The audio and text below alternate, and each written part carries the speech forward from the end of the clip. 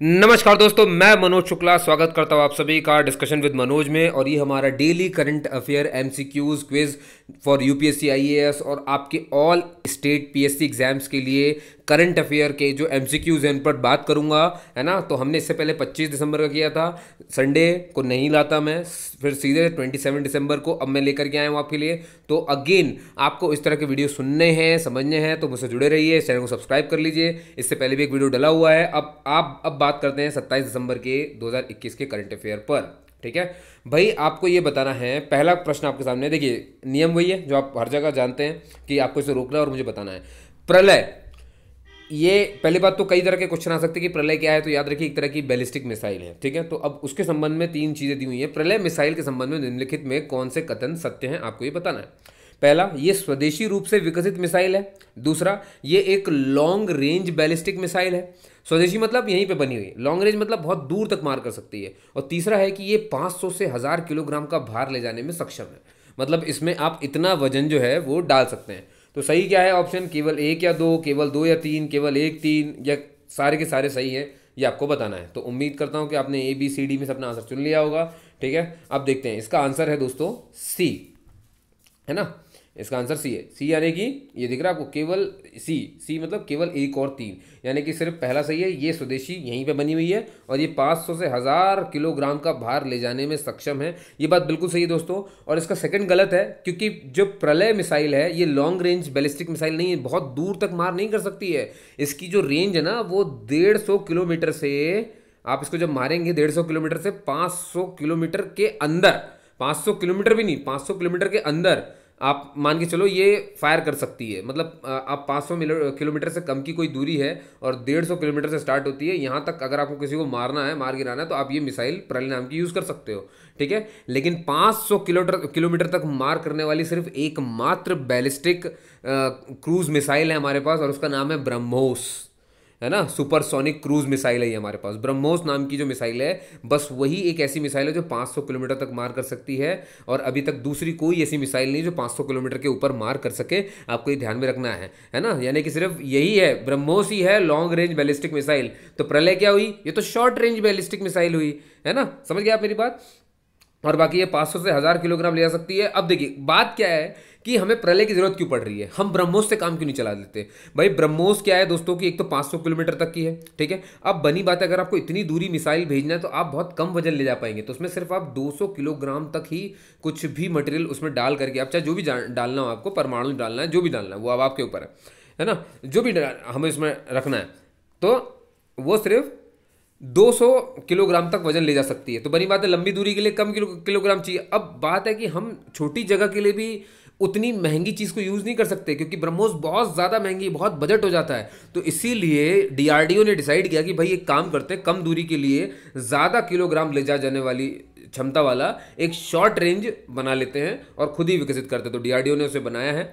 आप समझ गए होंगे मेरी बात जो मैं आपको समझाना चाह रहा था। ठीक है, तो वही सारी बातें यहाँ पे लिखी हुई हैं, है ना। प्रलय का सफल परीक्षण कर लिया गया, और कहाँ से किया ये भी ध्यान रखिएगा, है ना। ओडिशा के तट हैं एपीजे अब्दुल कलाम द्वीप, जिसे पहले व्हीलर आइलैंड कहते थे, अब उसका नाम फिर बाद में बदल दिया गया था, डॉक्टर एपीजे अब्दुल कलाम द्वीप कर दिया गया था। तो वहाँ से इसे लॉन्च किया गया है।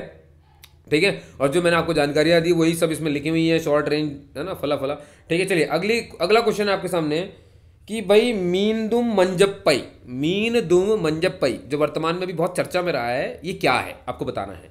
ठीक है, तो चार ऑप्शन है आपके सामने। कश्मीर में, नंबर एक, कश्मीर में 40 दिनों की कठोर सर्दी वाले पीरियड का स्थानीय नाम है मीन दुम मंजप्पई। बी, प्लास्टिक की जगह कपड़े की थैलियों के उपयोग को बढ़ावा देने के लिए तमिलनाडु सरकार द्वारा चलाया गया एक अभियान है। सी, स्कॉटलैंड में आयोजित बैलों की रेस वाला एक पारंपरिक खेल, या फिर नेपाली का जो नया साल होता है नेपालियों का, उसका नाम होता है ये।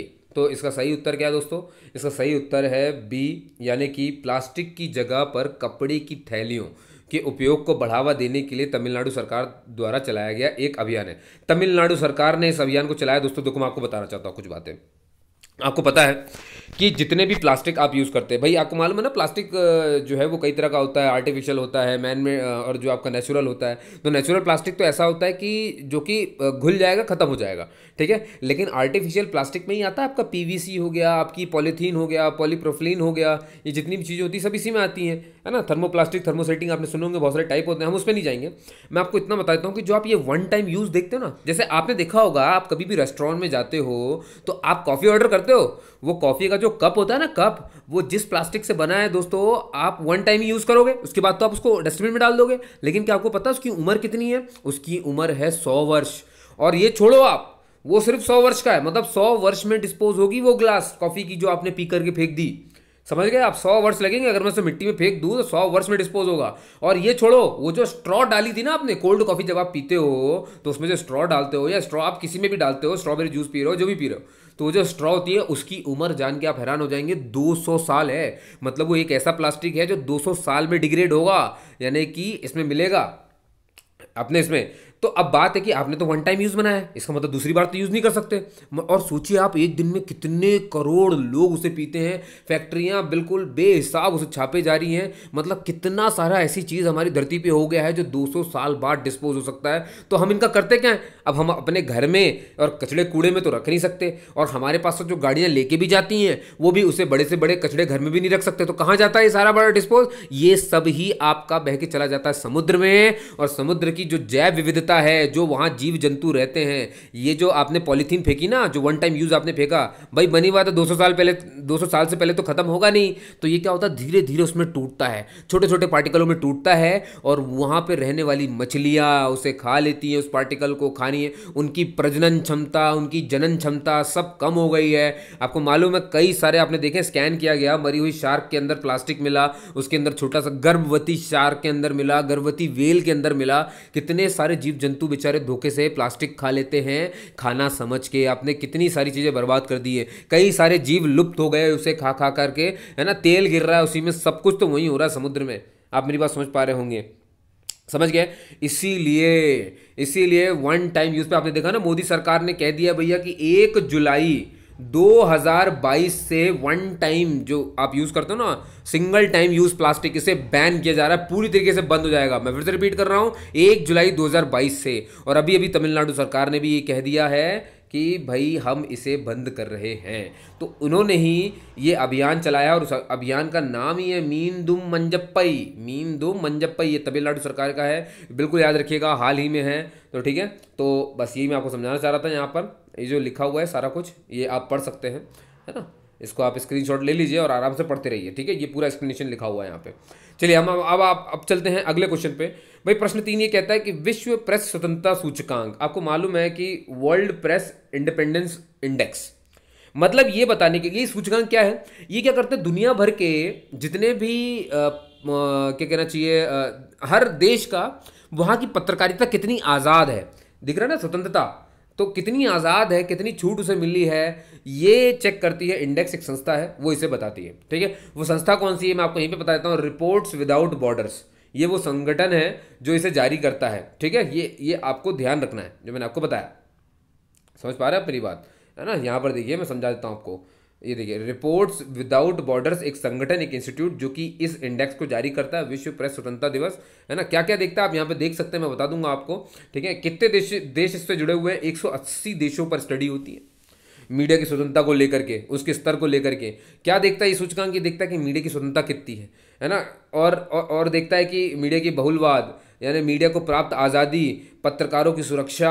भाई ऐसा तो नहीं कि पत्रकार आपके जो कवर करते तो ऐसा तो नहीं खतरा होता उनको कि नहीं नहीं तू भाई मार डाला हमने, ऐसा कुछ हो गया, नहीं। तो ये हमें देखना पड़ता, जान मान का उनको हानि तो नहीं है ना। तो ऐसी बातों को ध्यान में रखते हुए एक इंडेक्स तैयार किया था। और सबसे खास बात देखो आप कि 180 देशों की रैंक में हम 142वें। इस पर हमारे सरकार ने बहुत आपत्ति दर्ज की है, क्योंकि सरकार का ये कहना है कि आपने क्या किया है, आपने एक छोटे से आकार का सैंपल ले करके इस पर और हमारे पूरे नेशन का बता दिया ये, जबकि मतलब आपने हमारे लोकतंत्र के मूल सिद्धांतों पर गौर ही नहीं किया। तो मतलब आपने हमें कहीं, अब भाई 142 का होने का मतलब ही क्या है? ये बात क्यों कही जाती है, लोकतंत्र के मूल सिद्धांतों पे ध्यान नहीं दिया? क्योंकि भाई देखो, हम क्या है, पत्रकारिता को हर तरह की छूट नहीं दे सकते, कुछ बातें हमें गुप्त रखनी ही होंगी। अगर हम सब कुछ दिखा देंगे तो आपको मालूम है ना, फिर इंडिया के चैनल कई लोग और भी तो देख रहे होंगे, तो हम सब चीज़ से छूट नहीं दे सकते, है ना। तो ये तो अच्छी बात है कि इसमें हमारी रैंक ज़्यादा अच्छी नहीं हो, है ना, ज़्यादा भी अच्छी नहीं होनी चाहिए। अब जिसकी ज़्यादा अच्छी है, इसका मतलब क्या है, ये आप समझ पा रहे हैं? ठीक है, अच्छी होनी चाहिए, पारदर्शिता होनी चाहिए, है ना। तो हमारी सरकार का ये कहना है कि भाई हम कुछ चीज़ें अभी लेके चल रहे हैं, क्योंकि हम पूरी तरीके से डेवलप्ड नहीं है, अभी हम डेवलपिंग नेशन है। आप समझ गए होंगे मेरी बात, ठीक। चलिए अगले क्वेश्चन पे चलते हैं दोस्तों।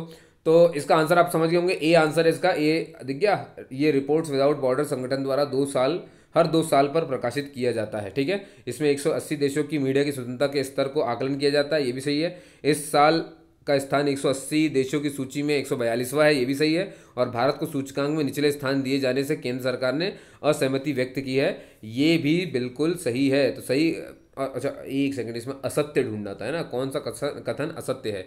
तो इसमें देखो, पहला वाला असत्य क्यों है, क्योंकि इनने एक चीज़ लिख दी है हर 2 साल में, नहीं नहीं नहीं नहीं, हर साल निकलता है, एवरी ईयर निकलता है। बस ये गलती है, मालूम, ये एक गलती है बस, बाकी सारे पॉइंट इसके बिल्कुल सही हैं, ठीक। चलिए फोर्थ क्वेश्चन देखते हैं साहब। निम्नलिखित में से किस राज्य ने समाज सुधार अभियान शुरू किया है? भाई समाज सुधार अभियान किसने शुरू किया? उत्तर प्रदेश, मध्य प्रदेश, हरियाणा, बिहार। फटाफट से अपना आंसर दीजिए, आपको समझ में आ गया होगा। ये जो है बिहार ने शुरू किया है, वहाँ के मुख्यमंत्री नीतीश कुमार जी के द्वारा, है ना, आपको पता होगा। तो बिहार सरकार ने सामाजिक सुधारों के उद्देश्य से एक समाज सुधार अभियान शुरू किया। इसमें इन्होंने क्या बताया है, इन्होंने क्या बताया है कि जो शराबबंदी है उसके लाभ, ठीक है, और समाज में जो दहेज प्रथा है, ये जो बाल विवाह होता है, उसके बुरे प्रभावों के बारे में लोगों को जागरूक करना इस अभियान का उद्देश्य है। इसीलिए लिखा है समाज सुधार अभियान, है ना, राजा राम मोहन रॉय की तरह, है ना, आप समझ गए होंगे। चलिए भाई अगला क्वेश्चन देखते हैं, लास्ट क्वेश्चन ये हमारा। राष्ट्रीय उपभोक्ता दिवस कब मनाया जाता है? भाई हम कब मनाते हैं? बनी बात है, दिसंबर में बात कर रहा हूँ, और अभी यही डेट निकली है यहाँ से, 25 दिसंबर। तो 25 दिसंबर को हम राष्ट्रीय उपभोक्ता दिवस मनाते हैं, है ना, क्योंकि इसी दिन हमने क्या किया था, इसी दिन हमने ये जो है ना, हमारा क्या कहना चाहिए, उपभोक्ता संरक्षण अधिनियम 1986 ये लागू किया था। अधिनियम ये लागू हो गया था 24 दिसंबर को, इसीलिए 24 दिसंबर को, हर 24 दिसंबर को हम राष्ट्रीय उपभोक्ता दिवस मनाते हैं, ठीक है। इस अधिनियम का उद्देश्य क्या है भाई, कि जो भी उपभोक्ता हैं, जो कंज्यूमर हैं, जो खरीदार हैं, यानी आप और मेरी तरह जो खरीदते हैं, दोषपूर्ण सामान, अगर कोई सामान में खोट है, अगर कोई सेवाओं में कमी है, कोई अनुचित व्यापार है, तो उसके खिलाफ प्रभावी सुरक्षा प्रदान की गई है आपको, ठीक। इस दिवस को मनाने का मकसद उपभोक्ता के आंदोलन को महत्व को उजागर करना है, ठीक है, और प्रत्येक उपभोक्ता के अधिकारों और जिम्मेदारियों के बारे में उसको जागरूक करना है, जागरूकता फैलाना है।